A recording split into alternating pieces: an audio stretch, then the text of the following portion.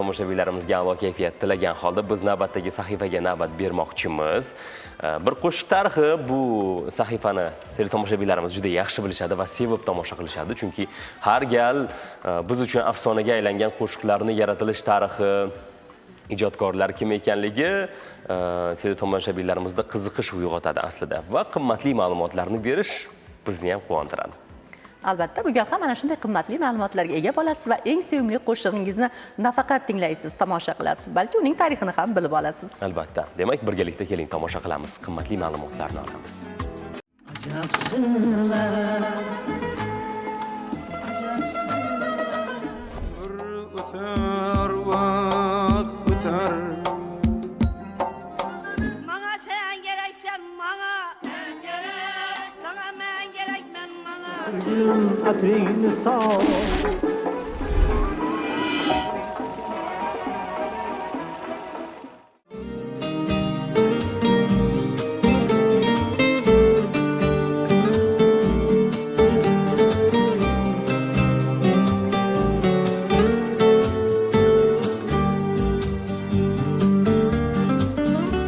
Men seni sevaman g'uncha yuzida o'pichday titragan shabnam misoli. Men seni sevaman. Har gal sahifani tayyorlash jarayonida eng yaxshi qo'shiqning tarixiga to'xtalishga harakat qilamiz. Bu gal ham hammamiz uchun birdek sevimli bo'lgan san'atkorning eng mashhur qo'shig'ini birgalikda eslaymiz. Aniqrog'i, qo'shiqqa aylangan muhabbat izhorini. Tunning ko'zida kunday eriyotgan shamlar misoli. O'zbekiston xalq artisti Yulduz Usmonova ijrosidagi ushbu qo'shiq muhabbatning yoniq kuchi-yu qudratini avvalo so'z yordamida, keyinchalik kuy ko'magida qalblarga singib ketishiga xizmat qilgan. Axir muhabbat qalbni kuchga to'ldirishi va undan kuch olishimiz ham bor gapda.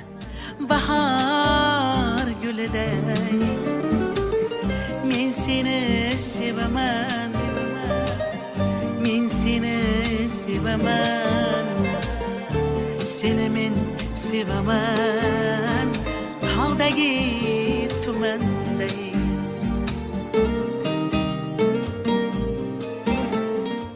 Qo'shiq ilk bor xonanda tomonidan 2019-yilda kuylangan.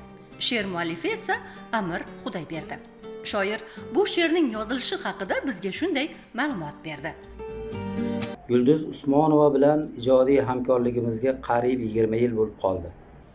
Yulduz Usmonova bir kuni telefon qilib mendan so'radilarki, mana shu she'ringizni qo'shiq qilsam ruxsat etasizmi deb. Men albatta bajonidil rozi bo'ldim, chunki san'atkor chiroyli bir qo'shiqlar qilishiga hamisha ishonganman.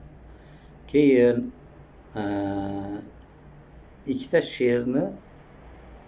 she'rni montaj qilib, bir-biri bilan chiroyli qilib bog'lab, bitta 8ligim hamda shu she'rni qo'shiq varianti yaratilgan.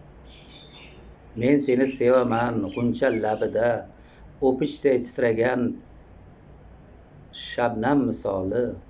Men seni sevaman hijron shabida erib ado bo'lgan bir sham misoli.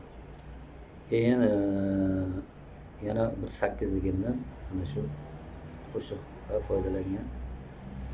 Xullas kalom, bu she'r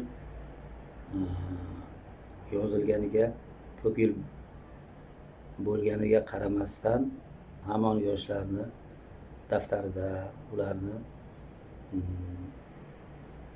xotirasida qolaversa, katta adabiy davralarda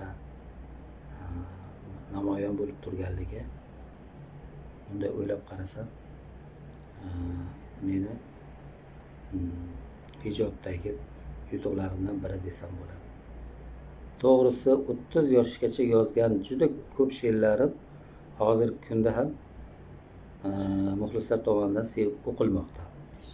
She'rimni xonanda estrada yo'nalishda, xalqona yo'nalishda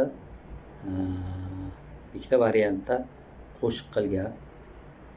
Albatta ikkalasi ham manzur bo'ldi. Katta konsertda, masalan, Xalqlar do'stligi saroyida bo'lgan konsertda ham ilk bor premyerasi yangraganida muxlislar tomonidan, tomoshabinlar tomonidan juda qizg'in kutib olinganligi kechagidek esimda. Yulduz Usmonova bilan birgalikda 20 ga yaqin qo'shiq qilganmiz. Bularning hammasi xalqimizni hamisha e'tiborda bo'lib kelyapti. Men seni sevaman. Men seni sevaman. Men seni sevaman. Bu jumlada sevgi izhori-yu yurak tafti bor. Uni his qilish uchun bu qo'shiqni qayta va qayta tinglaymiz. Ammo aytishga ko'pincha jur'atimiz yetmaydi. Nigohlar va yurak urishi xatti-harakatlarimizda sevgimizni bildirgimiz keladi. Lekin shoir va xonanda bu izhorning uddasidan chiqishgan. Chiqqanda ham juda mohirona va go'zal usulda. Shuning uchun ham bu qo'shiq bizga yoqadi va biz uchun juda qadrli. Men seni sevaman. Seni men sevaman. Bahor guliday. Men seni sevaman. Men seni sevaman. Seni men sevaman. Dağdagi tumanday. Men seni sevaman. Tağdagi ceyranday.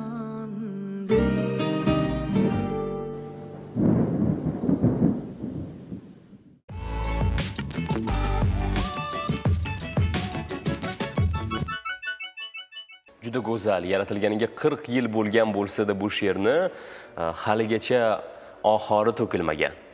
Albatta. Yaxshi she'r qarang qanday saqlanadi va keyinchalik ham qo'shiqqa aylanishi mumkin ekanda. Albatta. Qo'shiq yaratilganiga 6 yil bo'lgan ekan, lekin biz shoir Amir Xudoyberdi bilan gaplashishga, suhbatlashishga harakat qildik telefon orqali va iltimos qildik. Shu haqda gapirib bering, iltimos, video tasvirlarni tashlab bering deganimizda xursand bo'ldilar ochig'i. O'zlarining ham esida yo'q ekan, 40 yil bo'lgan deya esladilar. Necha yil bo'lgan bu she'rni yozganingizga desam 40 yil deya eslab o'tdilar va o'zlari ham xursand bo'ldilar. Umuman olganda ijodkorga beriladigan eng yaxshi baho ham ana shunda-da. Uning ijodi qadrlansa, hurmat qilsak, yaxshi deya ta'riflasak, aslida ular bundan faqat kuch olishadi. Albatta, albatta. Ya'ni shoirlar ko'pincha she'rlari qo'shiq bo'lmayotganidan afsuslanishadi, bir qayg'u chekishadi, lekin aslida bu vaqt tanlamaydi. Qaysidir zamonda, umuman qaysidir bir ijodkorning ko'ngliga albatta yo'l topib, muxlislar qalbidan ham joy egallaydi. Fikrlaringiz sal chalkashib ketyapti Feruzbek. Xayolingiz ketdi qo'shiqni tinglaganda. Albatta. Kimga ketdi xayolingiz? Tabiiyki, yaqinlarimizga. Hech kelinga yaxshi ko'rishingizni aytib turasizmi, sevgi izhor qilasizmi uyalmasdan? Ba'zida. Uyalib. Odatda ko'pincha bilasizmi, shu so'zni aytish qiyin nimagadir. O'zi soddagina 3 ta so'zdan iborat jumla, lekin ochig'i aytishga va eshitishga juda qiynalamiz-da. Uni aytish o'zi bir qiyin masala bo'lsa, uni tinglash ham, kimdandir yaqiningdan eshitish ham aslida insonni faqat his-hayajonga to'ldiradi. Albatta.